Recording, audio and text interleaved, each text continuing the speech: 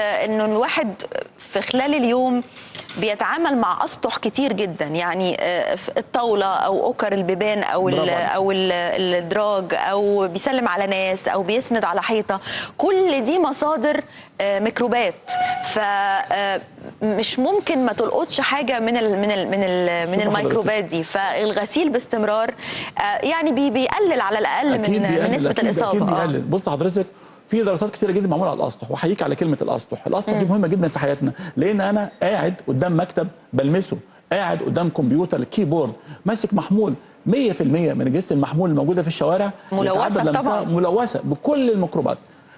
وجدوا كمان ان حتى في الفنادق الفخمه اللي بيقولوا عليها ال5 نجوم، وجدوا ان بيبقى فيها بؤر لاستيطان الميكروبات والعدوى، تبقى ريموت كنترول في اي فندق في العالم كله ملوث مليان. الكوبس اللي جنب السرير، يعني في حمام، كل حاجه، كل سطح مهما كان صغير.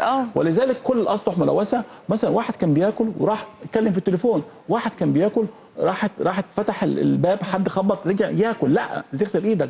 واحده كانت بتطبخ راحت غيرت الحفاضه ورجعت، لا